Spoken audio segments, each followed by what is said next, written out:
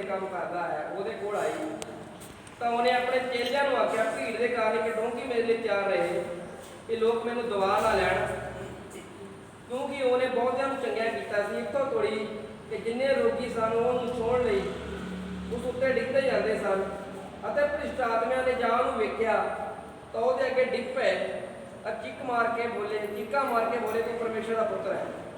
आमीन। ये प्रभु का वचन है, ये बड़े जान ते आशीष हो। आमीन। आइए वचन जो देखेंगे, परमेश्वर चंगा करने वाला पिता परमेश्वर है, वो चंगा करने वाला खुदा बाप है।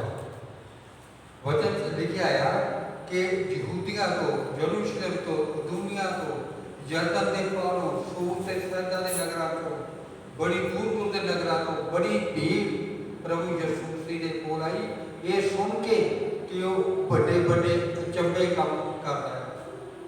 ये गल जी सिर्फ प्रभु यीशु मसीह के समय में नहीं हुई, ये प्रभु जी के आने तो पहला भी यही गल्लां होंदियां सी। नमान कोड़ी एक दूजे देश का सूबेदार सी, सब तो बड़ा आर्मी का अफसर सी। जदों पर कोड़ी सी ते वो यरूशलेम च आया ते अलीशा ने प्रार्थना की थी, ਉਹਦਾ ਕੋਲ ਦੂਰ ਹੋਇਆ। ਪਹਿਲੇ ਸਮੇਂ ਵਿੱਚ ਵੀ ਲੋਕੀ ਯਰੂਸ਼ਲਮ ਚ ਯਹੋਵਾ ਪਰਮੇਸ਼ਰ ਕੋਲ ਆਪਣੇ ਰੋਗ ਦੂਰ ਕਰਨ ਵਾਸਤੇ ਜਾਂਦੇ ਸੀ। ਇੱਕ ਧਨੀ ਔਰਤ ਸੀ ਜਿਹਨੇ ਅਲੀਸ਼ਾ ਵਾਸਤੇ ਚਵਾਰਾ ਬਣਾਇਆ ਕਿ ਜਦੋਂ ਵੀ ਅਲੀਸ਼ਾ ਇੱਧਰ ਦੀ ਨਿਕਲੇ ਇਸ ਚਵਾਰੇ 'ਚ ਆਰਾਮ ਕਰੇ, ਇੱਥੇ ਬੈਠੇ, ਇੱਥੇ ਆਪਣੀ ਬਾਈਬਲ ਪੜ੍ਹੇ, ਆਰਾਮ ਕਰੇ, ਤੇ ਉੱਥੇ ਆਰਾਮ ਕਰਦਾ ਹੁੰਦਾ ਸੀ ਅਲੀਸ਼ਾ। ਤੇ ਜਦੋਂ ਉਹਦਾ ਬੇਟਾ ਮਰ ਗਿਆ, ਉਹਨੇ ਆਪਣੇ ਘਰ ਕਿਸੇ ਨੂੰ ਖਬਰ ਨਹੀਂ ਦਿੱਤੀ ਕਿ ਮੇਰਾ ਬੇਟਾ ਮਰ ਚੁੱਕਿਆ ਹੈ। ਉਹਨੇ ਸਿੱਧਾ ਹੀ ਅਲੀਸ਼ਾ ਦੇ ਕੋਲ ਪਹੁੰਚਿਆ, ਜਿੱਥੇ ਅਲੀਸ਼ਾ ਪਹਾੜ ਤੇ ਮਾਊਂਟ ਕਾਰਮਲ ਪਰਬਤ ਤੇ ਰਹਿੰਦਾ ਸੀ। ਉਹ ਅਲੀਸ਼ਾ ਕੋਲ ਗਈ ਆ, ਅਲੀਸ਼ਾ ਨੇ ਦੱਸਿਆ ਜਾ ਕੇ ਕਿ ਤੇਰੀ ਦਾਸੀ ਦਾ ਬੇਟਾ ਮਰ ਗਿਆ, ਤੇ ਅਲੀਸ਼ਾ ਆਇਆ, ਪ੍ਰਾਰਥਨਾ ਕੀਤੀ, ਉਹਦਾ ਬੇਟਾ ਜਿੰਦਾ ਹੋ ਗਿਆ। ਜਦੋਂ ਮੂਸਾ 40 ਲੱਖ ਇਸਰਾਏਲੀ ਲੋਕਾਂ ਨੂੰ ਲੈ ਕੇ ਜੰਗਲ ਦੇ ਵਿੱਚੋਂ ਨਿਕਲ ਰਿਹਾ ਸੀ, ਥਲਾਂ ਦੇ ਵਿੱਚੋਂ ਨਿਕਲ ਰਿਹਾ ਸੀ, ਰੇਗਿਸਤਾਨ ਦੇ ਵਿੱਚੋਂ ਨਿਕਲ ਰਿਹਾ ਸੀ, ਤੇ ਉੱਥੇ ਇੱਕ ਸੱਪ ਪਿੱਤਲ ਦਾ ਬਣਾ ਕੇ ਉੱਚਾ ਖੜਾ ਕੀਤਾ ਤਾਂ ਕਿ ਜੇ ਕੋਈ ਸੱਪ ਦੇ ਡੰਗੇ ਵਾਲਾ ਇੱਧਰ ਆਵੇ ਉਹ ਉਹਨੂੰ ਦੇਖ ਕੇ ਚੰਗਾ ਹੋਵੇ। ਇਹ ਜਿਹੜੇ ਚੰਗਿਆਈ ਦੇ ਕੰਮ ਆ, ਇਹ ਬਾਈਬਲ 'ਚ ਸ਼ੁਰੂ ਤੋਂ ਹੁੰਦੇ ਆ। ਇਹ ਬਾਈਬਲ ਦੀ ਇਤਿਹਾਸ ਆ ਕਿ ਸ਼ੁਰੂ ਤੋਂ ਚੰਗਿਆਈ ਦੇ ਕੰਮ ਹੁੰਦੇ ਆਏ ਆ। ਏਲੀਆ ਨੂੰ ਬਾਰਿਸ਼ ਨੇ ਅਧਿਕਾਰ ਦਿੱਤਾ ਕਿ ਜਦ ਤੱਕ ਤੂੰ ਕਹੇਗਾ ਨਹੀਂ ਤਦ ਤੱਕ ਇਸ ਧਰਤੀ ਤੇ ਬਾਰਿਸ਼ ਨਹੀਂ ਹੋਵੇਗੀ। ਤਾਂ ਏਲੀਆ ਨੇ ਜਦ 3.5 ਸਾਲ ਪ੍ਰਾਰਥਨਾ ਕੀਤੀ ਤੇ ਇਸ ਧਰਤੀ ਤੇ ਬਾਰਿਸ਼ ਆਈ। ਤੇ ਜਦੋਂ ਅਲੀਸ਼ਾ ਬਿਮਾਰੀ ਦੇ ਕਾਰਨ ਮਰ ਗਿਆ ਤੇ ਜਦੋਂ ਉਹਨੂੰ ਦੱਬਿਆ ਗਿਆ ਤੇ ਉੱਥੇ ਜਿਹੜਾ ਪਹਿਲਾ ਮੁੱਦਾ ਦੱਬਿਆ ਸੀ ਉਹ ਜਿੱਤਾ ਹੋ ਗਿਆ। ਸਾਰੇ ਬੋਲੋ ਹਾਲੇਲੂਇਆ। ਪ੍ਰਭੂ ਵੱਡੇ ਵੱਡੇ ਕੰਮ ਸ਼ੁਰੂ ਤੋਂ ਕਰਦਾ ਆ, ਤੇ ਹੁਣ ਆ ਜਿਹੜੀ ਯਹੂਦੀਆਂ ਤੋਂ, ਯਰੂਸ਼ਲਮ ਤੋਂ, ਦੁਨੀਆ ਤੋਂ ਭੀੜ ਆਈ ਸੀ, ਇਹ ਸੁਣ ਕੇ ਆਈ ਕਿ ਪ੍ਰਭੂ ਕਿੰਨੇ ਵੱਡੇ ਵੱਡੇ ਕੰਮ ਕਰਦਾ, ਕਿੰਨੇ ਵੱਡੇ ਵੱਡੇ ਕੰਮ ਕਰਦਾ। ਜਦੋਂ ਪ੍ਰਭੂ ਨੇ ਸੇਵਾ ਸ਼ੁਰੂ ਕੀਤੀ ਆ ਤੇ ਉਹ ਆਪਣੇ 12 ਚੇਲਿਆਂ ਦੇ ਸਮੇਤ ਇੱਕ ਸ਼ਾਦੀ 'ਚ ਗਏ ਆ। ਜਦੋਂ ਅਸੀਂ ਯਹੂਨਾ ਦੇ ਜੀ 2 ਅਧਿਆਇ ਪੜ੍ਹਦੇ ਆ, ਉਹਦੀਆਂ ਪਹਿਲੀਆਂ ਆਇਤਾਂ ਵਿੱਚ ਲਿਖਿਆ ਹੈਗਾ, ਜਦੋਂ ਪ੍ਰਭੂ ਸ਼ਾਦੀ ਵਿੱਚ ਗਏ ਆ ਉੱਥੇ ਵਚਨ 'ਚ ਲਿਖਿਆ ਦਾਖਰਸ ਘਟ ਗਿਆ। ਦਾਖਰਸ ਘਟ ਗਿਆ। ਉਹ ਜਿਹੜੇ ਉੱਥੇ ਕਰਮਚਾਰੀ ਸੀ, ਜਿਹੜੇ ਉੱਥੇ ਸੇਵਾਦਾਰ ਸੀ, ਉਹਨਾਂ ਨੇ ਜਾ ਕੇ ਮਾਤਾ ਮਰੀਅਮ ਨੂੰ ਕਿਹਾ ਕਿ ਦਾਖਰਸ ਘਟ ਗਿਆ। ਉਹਨਾਂ ਨੇ ਹੋਰ ਕਿਸੇ ਨੂੰ ਨਹੀਂ ਕਿਹਾ, ਘਰ ਦੇ ਮਾਲਕ ਨੂੰ ਨਹੀਂ ਕਿਹਾ, ਲੜਕੀ ਦੇ ਸਹੁਰੇ ਨੂੰ ਨਹੀਂ ਕਿਹਾ, ਲੜਕੇ ਦੇ ਸਹੁਰੇ ਨੂੰ ਨਹੀਂ ਕਿਹਾ, ਪਰ ਜਾ ਕੇ ਕਿਹਨੂੰ ਕਿਹਾ? ਮਰੀਅਮ ਮਾਤਾ ਨੂੰ ਕਿਹਾ ਇੱਥੇ ਦਾਖਰਸ ਘਟ ਗਿਆ। ਤੇ ਜੋ ਮਰੀਅਮ ਮਾਤਾ ਨੇ ਕੀ ਕਿਹਾ? ਪ੍ਰਭੂ ਯਿਸੂ ਕੋ ਜੋ ਕਹੇ ਸੋ ਕਰਨਾ। ਤੇ ਜੋ ਉਹਨਾਂ ਨੇ ਪ੍ਰਭੂ ਨੂੰ ਕਿਹਾ ਤੇ ਪ੍ਰਭੂ ਨੇ ਬਿਸ਼ੱਕ ਉਹਨਾਂ ਨੂੰ ਕਿਹਾ ਕਿ ਮੇਰਾ ਹਾਲੇ ਸਮਾਂ ਨਹੀਂ ਆਇਆ, ਪਰ ਪ੍ਰਭੂ ਨੇ ਕੀ ਕਿਹਾ? ਆ 6 ਮੱਟ ਬਾਹਰ ਪਏ ਆ ਜਿਨ੍ਹਾਂ 'ਚ 2-2 ਮਣ ਪਾਣੀ ਆਉਂਦਾ ਸੀ, ਇਹ ਭਰੋ। ਤੇ ਜਦੋਂ ਭਰੇ ਤੇ ਪ੍ਰਭੂ ਨੇ ਕਿਹਾ ਜਾ ਕੇ ਮਹਿਮਾਨਾਂ 'ਚ ਇਹਨੂੰ ਵੰਡੋ। ਤੇ ਜਦੋਂ ਵੰਡਿਆ ਤੇ ਉਹ ਸੱਚਮੁੱਚ ਦਾਖਰਸ ਬਣ ਚੁੱਕਿਆ ਸੀ। ਤੇ ਪ੍ਰਭੂ ਨੇ ਪਹਿਲਾ ਮੌਜੂਦਾ ਕੀਤਾ। ਤੇ ਜਦੋਂ ਪ੍ਰਭੂ ਨੇ ਪਹਿਲਾ ਇਹ ਕੰਮ ਕੀਤਾ ਤੇ ਬੜੀ ਦੂਰ ਦੂਰ ਤੱਕ ਇਹ ਗੱਲ ਫੈਲ ਗਈ ਕਿ ਪ੍ਰਭੂ ਯਿਸੂ ਮਸੀਹ ਵੱਡੇ ਵੱਡੇ ਕੰਮ ਕਰਦਾ। ਤੇ ਇੱਕ ਰਾਜ ਕਰਮਚਾਰੀ ਸੀ ਜਿਹੜੇ ਡੀਸੀ ਰੈਂਕ ਹੁੰਦਾ ਆ, ਤਹਿਸੀਲਦਾਰ ਰੈਂਕ ਹੁੰਦਾ ਆ, ਇਹ ਰਾਜ ਕਰਮਚਾਰੀ ਗਿਣੇ ਜਾਂਦੇ ਆ। ਰਾਜ ਕਰਮਚਾਰੀ ਦਾ ਪੁੱਤਰ ਸੀ, ਉਹ ਮਰਨਾਊ ਸੀ। ਉਹ 3 ਦਿਨ ਦਾ ਸਫ਼ਰ ਪੈੜਾ ਤੈਅ ਕਰਕੇ ਪ੍ਰਭੂ ਯਿਸੂ ਮਸੀਹ ਕੋਲ ਆਇਆ ਕਿ ਕਹਿੰਦਾ ਚੱਲ ਮੇਰਾ ਪੁੱਤਰ ਮਰਨਾਊ ਆ, ਉਹਦੇ ਮਰਨ ਤੋਂ ਪਹਿਲਾਂ ਤੂੰ ਉੱਥੇ ਪਹੁੰਚ। ਤੇ ਪ੍ਰਭੂ ਨੇ ਕਿਹਾ ਕਿ ਜਾ, ਤੇਰਾ ਪੁੱਤਰ ਚੰਗਾ ਹੋ ਗਿਆ। ਤੇ ਘਰ ਆ ਕੇ ਉਹਨੇ ਇਨਕੁਆਰੀ ਕੀਤੀ ਆ, ਕਿਉਂਕਿ ਉਹ ਵੱਡਾ ਅਫਸਰ ਸੀ। ਉਹਨੇ ਆਪਣੇ ਨੌਕਰਾਂ ਚਾਕਰਾਂ ਤੋਂ, ਆਪਣੇ ਘਰਾਂ ਦੇ ਪਰਿਵਾਰ ਤੋਂ ਪੁੱਛਿਆ ਤੇ ਉਹਨੇ ਅੰਦਾਜ਼ਾ ਲਾਇਆ ਕਿ ਇਹ ਠੀਕ ਉਹੀ ਸਮੇਂ ਆ ਜਦ ਪਰਮੇਸ਼ਰ ਨੇ ਕਿਹਾ ਸੀ, ਪ੍ਰਭੂ ਯਿਸੂ ਮਸੀਹ ਨੇ ਕਿਹਾ ਜਾ, ਤੇਰਾ ਬੇਟਾ ਚੰਗਾ ਆ। ਪ੍ਰਭੂ ਨੇ ਵੀ ਕੰਮ ਕੀਤੇ ਤੇ ਲੋਕਾਂ ਨੇ ਸੁਣੇ ਤੇ ਦੂਰੋਂ ਦੂਰੋਂ ਵੱਡੀ ਭੀੜ ਪ੍ਰਭੂ ਦੇ ਕੋਲ ਆਈ। ਜਿਹੜੀ ਮਰਕਸ ਦੀ ਇੰਜੀਲ ਆ, ਮਰਕਸ ਦੀ ਕਿਤਾਬ ਆ, ਇਹਦੇ ਵਿੱਚ ਪ੍ਰਭੂ ਦੀ ਬਖਸ਼ਾਵਨੀ ਦਾ ਕੋਈ ਜ਼ਿਕਰ ਨਹੀਂ, ਪ੍ਰਭੂ ਦੇ ਜਨਮ ਦਾ ਕੋਈ ਜ਼ਿਕਰ ਨਹੀਂ। ਮਤੀ ਵਿੱਚ ਹੈਗਾ, ਇਹ ਲੂਕਾ ਵਿੱਚ ਹੈਗਾ, ਪਰ ਮਰਕਸ ਵਿੱਚ ਨਹੀਂ ਹੈ। ਯਹੂਨਾ ਵਿੱਚ ਵੀ ਜਨਮ ਦਾ ਵਿਸ਼ਲੇਸ਼ਣ ਨਹੀਂ ਕੀਤਾ ਗਿਆ, ਉੱਥੇ ਵੀ ਸਿਰਫ ਕੁਝ ਗੱਲਾਂ ਲਿਖੀਆਂ, ਇੱਕ ਅੱਧੀ ਹੈ। ਤੇ ਮਰਕਸ ਵਿੱਚ ਵੀ ਨਹੀਂ ਕੀਤਾ ਗਿਆ। ਕਿਉਂ? ਕਿਉਂਕਿ ਜਿਹੜੀ ਮਰਕਸ ਕਿਤਾਬ ਆ, ਇਹ ਪ੍ਰਭੂ ਦੇ ਕੰਮ ਕਰਨ ਦੀ ਕਿਤਾਬ ਆ। ਜਿਹੜੇ ਪ੍ਰਭੂ ਨੇ ਕੰਮ ਕੀਤੇ ਆ ਉਹਨਾਂ ਨੂੰ ਦੱਸਣ ਲਈ ਇਹ ਕਿਤਾਬ ਲਿਖੀ ਆ। ਮਤੀ ਮਰਕਸ ਦਾ ਪਹਿਲੇ ਅਧਿਆਇ ਪੜ੍ਹਦੇ ਆ, ਪਹਿਲੇ ਅਧਿਆਇ ਵਿੱਚ ਦੁਸ਼ਟ ਆਤਮਾ ਪ੍ਰਭੂ ਨੇ ਕੱਢੀ। ਦੂਜੇ ਅਧਿਆਇ ਵਿੱਚ ਉਹ ਕੰਮ ਕੀਤਾ ਗਿਆ ਜਿਹਦੀ ਅੱਜ ਤੱਕ ਮਿਸਾਲ ਦਿੱਤੀ ਜਾਂਦੀ ਆ। ਕਫਰਨਾਹੂਮ ਦੇ ਵਿੱਚ ਜਦੋਂ ਛੱਤ ਉਧੇੜ ਕੇ 4 ਦੋਸਤਾਂ ਨੇ ਆਪਣਾ ਅਧਰੰਗੀ ਦੋਸਤ ਪ੍ਰਭੂ ਦੇ ਸਾਹਮਣੇ ਉਤਾਰ ਦਿੱਤਾ ਤੇ ਪ੍ਰਭੂ ਨੇ ਉਹਨਾਂ ਆਪਣੀ ਮੰਜੀ ਚੋਂ ਜਾ ਤੋੜਤਾ। ਤੇ ਉਹ ਸਭ ਤੋਂ ਵੱਡਾ ਮੋਜਾ ਜਿਹੜਾ ਪ੍ਰਭੂ ਨੇ ਕਫਰਨਾਹੂਮ ਵਿੱਚ ਕੀਤਾ ਹੈ, ਛੱਤ ਪਾੜ ਕੇ ਉਹ 4 ਦੋਸਤਾਂ ਦਾ ਵਿਸ਼ਵਾਸ ਸੀ, ਉਹ ਪ੍ਰਭੂ ਨੇ ਕੰਮ ਕਫਰਨਾਹੂਮ ਵਿੱਚ ਕੀਤਾ ਸੀ। ਤੇ ਮਰਕਸ 2 ਦੀ ਜੋ ਪੜ੍ਹਦੇ ਆ, ਉਹ 'ਚ ਇੱਕ ਸੁੱਕੇ ਹੱਥ ਵਾਲੇ ਨੂੰ ਚੰਗਾ ਕੀਤਾ। ਤੇ ਪ੍ਰਭੂ ਦੇ ਕੰਮਾਂ ਦੀ ਕਿਤਾਬ ਹੈ ਉਹ ਜਿਹੜੀ ਮਰਕਸ ਦੇ ਇੰਜੀਲ ਆ।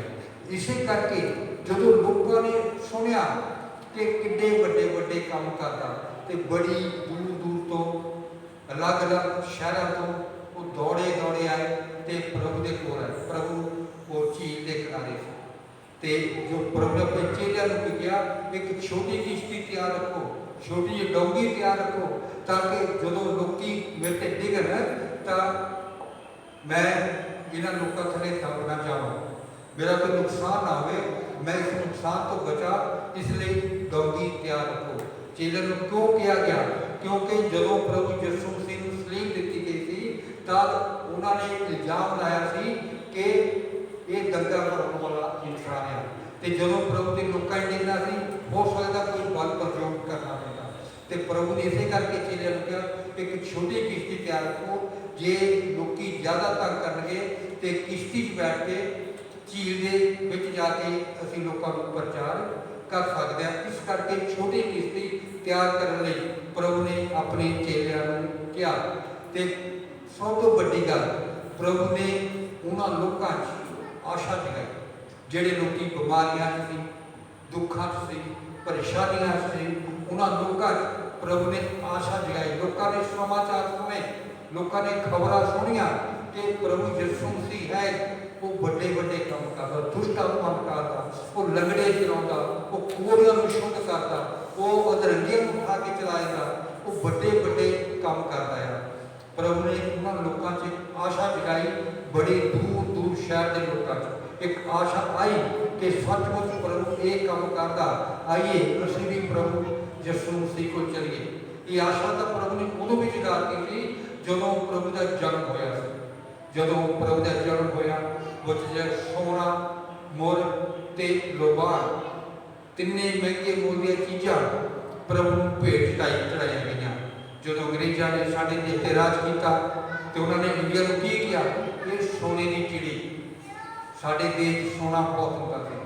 ਤੇ ਜਿਹੜੇ ਇਤਿਹਾਸਕਾਰ ਆ ਉਹ ਦੱਸਦੇ ਆ ਕਿ ਜਿਹੜਾ ਪ੍ਰਭੂ ਯਿਸੂ ਮਸੀਹ ਨੂੰ ਸੋਨਾ ਚੜਾਇਆ ਗਿਆ, ਉਹ ਕਾਸ਼ੀ ਤੋਂ ਬੰਦਾ ਲੈ ਕੇ ਤੁਰਿਆ ਸੀ। ਜਿਹੜੇ ਬਨਾਰਸ ਕਾਸ਼ੀ ਆ, ਉੱਥੋਂ ਲੈ ਕੇ ਸੋਨਾ ਉਹ ਬੰਦਾ ਯਰੂਸ਼ਲਮ ਨੂੰ ਤੁਰਿਆ ਸੀ। ਜਿਹੜਾ ਮੁੱਲ ਤੇ ਲੋਬਾਨ ਸੀ, ਇਹ ਅਰਬੀ ਲੋਕ ਪ੍ਰਭੂ ਯਿਸੂ ਮਸੀਹ ਵਾਸਤੇ ਲੈ ਕੇ ਗਏ ਸੀ।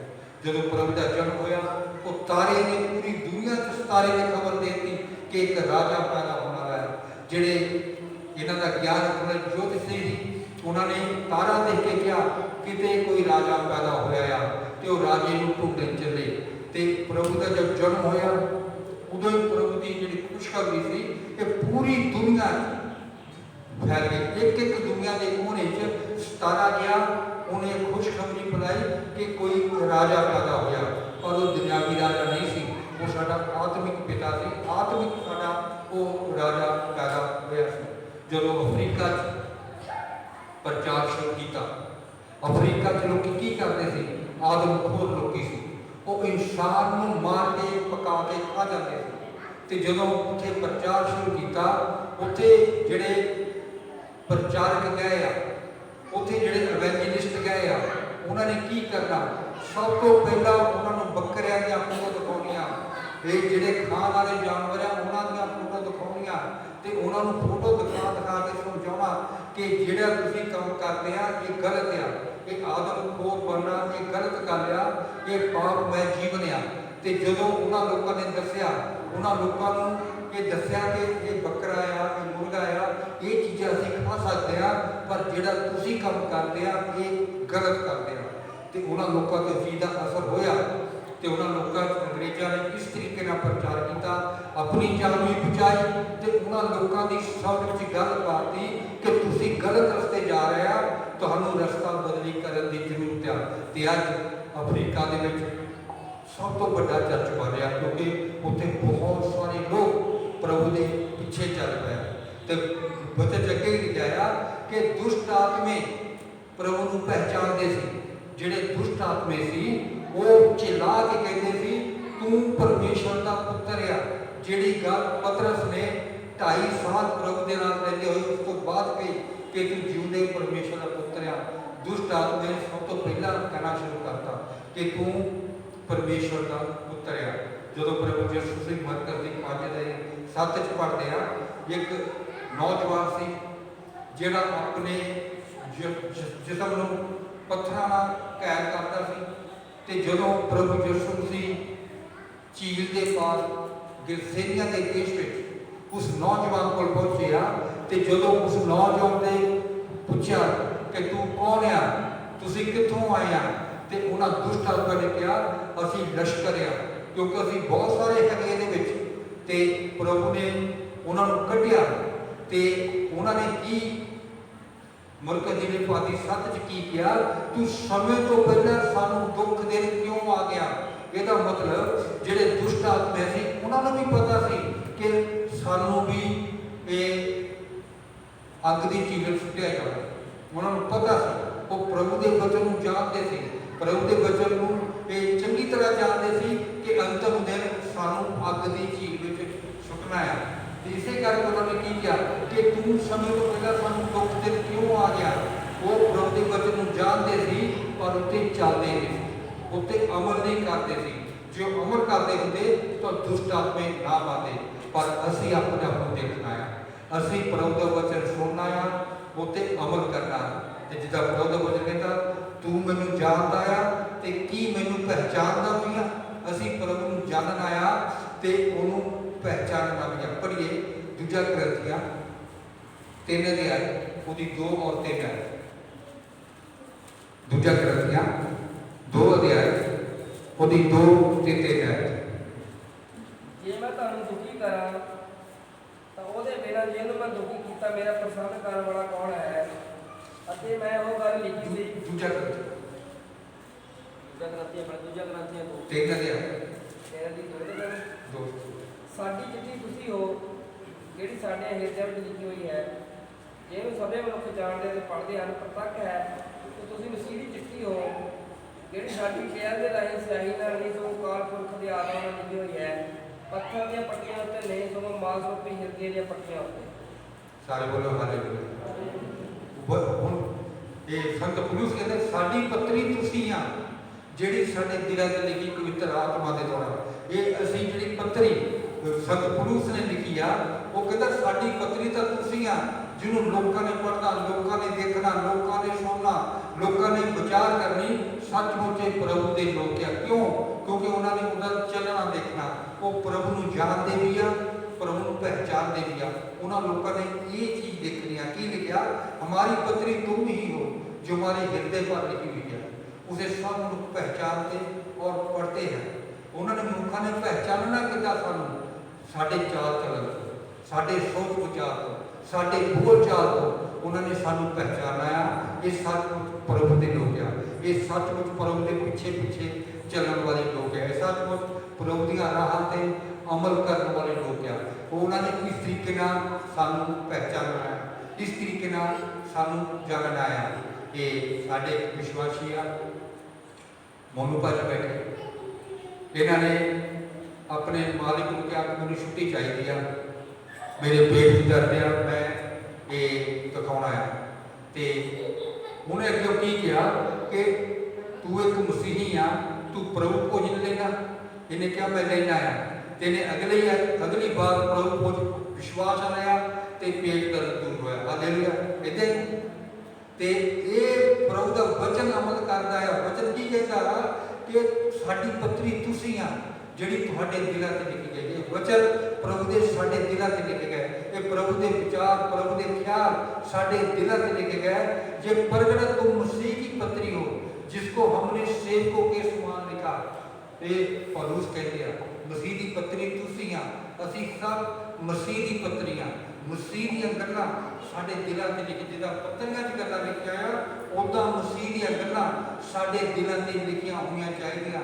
ਜਿਹੜੀਆਂ ਸਿਆਹੀ ਨਾਲ ਨਹੀਂ ਲਿਖੀਆਂ, ਇਹ ਪੈਨ ਤੇ ਕਲਮ ਨਾਲ ਨਹੀਂ ਲਿਖੀਆਂ, ਇਹ ਪ੍ਰਭੂ ਦੀ ਆਤਮਾ ਦੇ ਦੁਆਰਾ ਪੱਥਰ ਦੀ ਪੱਟੀਆਂ ਦੇ ਨਹੀਂ ਸਾਡੇ ਹਿਰਦੇ ਤੇ ਲਿਖੀਆਂ ਗੱਲਾਂ ਇਹ ਹਮੇਸ਼ਾ ਹੁੰਦੇ ਰਹਿਣਾ ਚਾਹੀਦਾ, ਤਾਂ ਜੋ ਅਸੀਂ ਪ੍ਰਭੂ ਨੂੰ ਜਾਣੀਏ ਵੀ, ਪ੍ਰਭੂ ਨੂੰ ਪਹਿਚਾਨੀਏ ਵੀ, ਪ੍ਰਭੂ ਦੇ ਰਾਹਾਂ ਤੇ ਚੱਲੀਏ ਵੀ, ਤਾਂ ਕਿ ਇਹ ਸਾਨੂੰ ਬਚਨ ਇਹ ਜਗਾਵੇ, ਇਹ ਸਾਨੂੰ ਸਮਝਾਵੇ।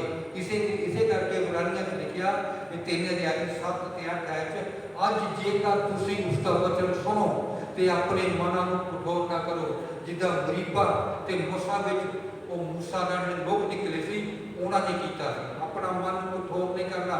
ਜੇਕਰ ਅੱਜ ਤੁਸੀਂ ਉਸ ਦਾ ਵਚਨ ਸੁਣੋ, ਆਪਣੇ ਮਨ ਨੂੰ ਨਮਰ ਕਰੋ, ਆਪਣੇ ਮਨ ਨੂੰ ਦੀਨ ਕਰੋ, ਪ੍ਰਭੂ ਦਾ ਵਚਨ ਆਪਣੇ ਹਿਰਦੇ ਤੇ ਲਿਖ ਦੇ ਦਿਓ, ਤਾਂ ਕਿ ਜਿਹੜਾ ਸੰਤ ਪੌਲੁਸ ਕਹਿੰਦੇ ਆ ਸਾਡੀ ਪੱਤਰੀ ਤੁਸੀਂ ਆ, ਅਸੀਂ ਮਸੀਹ ਦੀ ਪੱਤਰੀ ਬਣ ਸਕੀਏ। ਇਹ ਵੀ ਗੱਲ 15 ਐਤ ਵਿੱਚ ਵੀ ਲਿਖੀ ਆ, ਇਹ ਵੀ ਗੱਲ ਇਬਰਾਨੀਆਂ 4:7 ਵਿੱਚ ਵੀ ਲਿਖੀ ਆ। ਇਹ 3 ਵਾਰੀ ਇਹੋ ਹੀ ਗੱਲ ਲਿਖੀ ਗਈ ਆ, ਜੇਕਰ ਅੱਜ ਤੁਸੀਂ ਉਸ ਦਾ ਵਚਨ ਸੁਣੋ, ਜੇਕਰ ਅੱਜ ਤੁਸੀਂ ਉਸ ਦਾ ਵਚਨ ਸੁਣੋ, ਜੇਕਰ ਅੱਜ ਤੁਸੀਂ ਉਸ ਦਾ ਵਚਨ ਸੁਣੋ ਤਾਂ ਆਪਣੇ ਮਨਾਂ ਨੂੰ ਕਠੋਰ ਨਾ ਕਰੋ। ਇਹਦਾ ਮਤਲਬ ਸੰਤ ਪੌਲੁਸ ਸਾਨੂੰ ਇਹ ਦੱਸਣਾ ਚਾਹੁੰਦੇ ਆ ਇਹ ਜ਼ਰੂਰ ਤੋਂ ਜ਼ਿਆਦਾ ਜ਼ਰੂਰੀ ਗੱਲ ਆ ਜਿਹੜੀ ਅਸੀਂ ਆਪਣੇ ਮਨਾਂ ਨੂੰ ਕਠੋਰ ਨਹੀਂ ਕਰਨਾ, ਆਪਣੇ ਮਨਾਂ ਨੂੰ ਨਮਰ ਕਰਨਾ ਹੈ, ਆਪਣੇ ਮਨਾਂ ਨੂੰ ਸਿੱਖਣ ਵਾਲਾ ਬਣਾਉਣਾ। ਇਹ ਬਹੁਤ ਜ਼ਰੂਰੀ ਗੱਲ ਹੈ। ਪੜ੍ਹੀਏ ਇਬਰਾਨੀਆਂ ਦੀ ਪੱਤਰੀ 10 ਅਧਿਆਇ ਉਹਦੀ 8 ਹੈ। ਇਬਰਾਨੀਆਂ ਉੱਪਰ ਜੋ ਕਹਿੰਦਾ ਹੈ ਤੈਂ ਬਰਦਾਨਾ ਭੇਟਾ ਹੋਮ ਬੜੀਆਂ ਤੇ ਪਾਪੜੀਆਂ ਨੂੰ ਨਾ ਚਾਹਿਆ, ਨਾ ਉਹਨਾਂ ਤੋਂ ਪ੍ਰਸੰਨ ਹੋਇਆ। 8 ਦੀ ਗੱਲ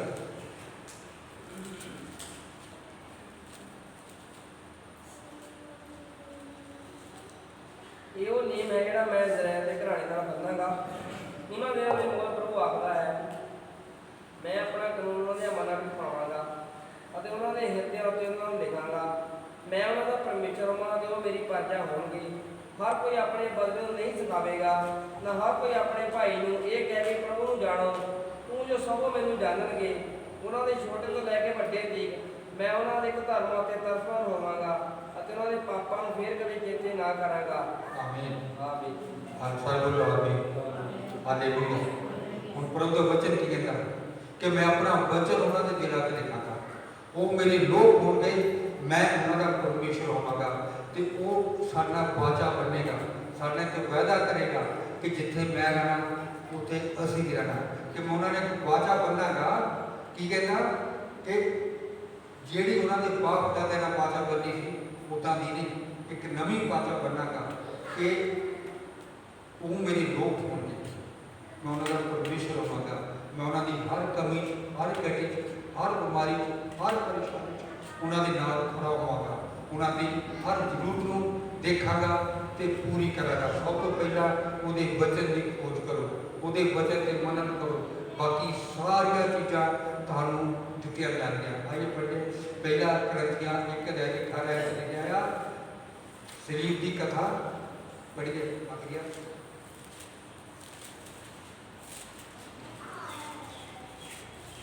ਸਲੀਬ ਦੀ ਕਥਾ ਤਾਂ ਉਹਨਾਂ ਦੇ ਭਾਣੇ ਜਿਹੜੇ ਨਾਸ ਹੋ ਰਹੇ ਹਨ ਮੁਕਤ ਆਈ ਹੈ, ਪਰੰਤੂ ਸਾਡੇ ਭਾਣੇ ਬਚਾਏ ਜਾਂਦੇ ਆ ਪਰਮੇਸ਼ਰ ਦੀ ਸ਼ਕਤੀ ਹੈ।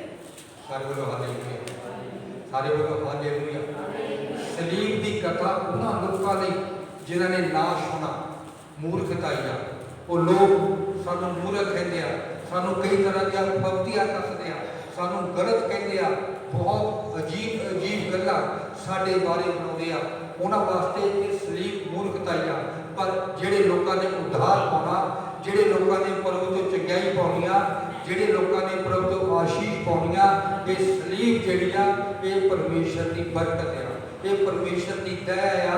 जिस सलीब तो प्रभु ने कतरा कतरा लहू पा के तुहाडे ते मेरे पापा लई अपना जीवन कुर्बान किया, अपना आप कुर्बान किया, काहदे वास्ते कि असीं बचाए जाइए। इसे करके लिखा जमीन के उत्ते आसमान के थले कोई दूजा नाम नहीं बख्शा गया जिस तो मुक्ति मिलनी। सिर्फ मुक्ति ये इस जीवन च नहीं, पर बीमारियों की सानू मुक्ति परमेश्वर दिंदा, साडियां परेशानियों तो भी मुक्ति सानू परमेश्वर दिंदा। वचन च दस्सिया गया एक धनी मनुख सी, वो बड़े बरीक ते महीन कपड़े पाउंदा सी ते बड़ी ठाठ बाट लैंदा सी। एक लाजर सी, वो गरीब सी, वो ओदी डेरी ते प्या रहिंदा सी ते वो पूर चूर खांदा सी ते धनी बड़े वधिया वधिया पकवान खांदा सी ते जे च माड़ा जिहा भी नुक्स निकलदा वो चक के परे सट दिंदा है। पर जिहड़ा गरीब सी वो जिस तरह दे मिल जांदा सी उस तरीके दा खांदा ते प्रभु दा धन्नवाद करदा। ते वचन च लिखिया वो दोनों मर गए ते जदों दोनों मर गए ते जिहड़ा गरीब सी वो अब्राहम दी गोद विच पहुंचाया गया, जिहड़ा अमीर सी वो अधोलोक विच पहुंचाया गया। हाले वो नरक दी जगह नहीं, नरक दी जगह हाले हो रहा ते वो जदों उत्थे उहने अख उठा के देखिया ते वो जिहड़ा गरीब लाजर सी वो अब्राहम दी गोद विच बैठा, उहने उत्थों कहा हे पिता अब्राहम ये लाजर नूं भेज ताकि ये एक फुटा पानी विच डुबो के मेरी जीभ ते लावे, मैं इत्थे दुख की जगह से बहुत तड़पदा आ। पर अब्राहम ने कहा तुहाडे कोल मूसा वर्गे नबी आ, एलिया वर्गे नबी आ, यशाया वर्गे नबी आ, उन्हां दी सुनो। उन्हें की किया हे उन्हें क्या असीं तो उन्हां दी नहीं सुनी ते लाजर नूं भेज एक बारी जमीन ते, मेरे पंज भरा हो रहा किते वो भी इत्थे दुख की थां ना आ जाण। वो जिहड़ा धनी आदमी सी उन्होंने उपर जाके अग लाई आ कि सचमुच मैं दुख की थां ते आ गया। अज असीं कहने आ कि प्रभु का वचन कि स्वर्ग भी आ नरक भी आ, पर लोग नहीं विश्वास करते। पर सानू अज जानने की जरूरत आ कि असीं मसीह की पत्री करना आ कि असीं वो थां ते जाइए जिथे साडा भरा लाजर गया सी, और सुख की थां ते जाइए जिथे साडा भरा लाजर गया। ये भी जीवन सफल, अगला जीवन भी सफल प्रभु के वचना के जब चलांगे।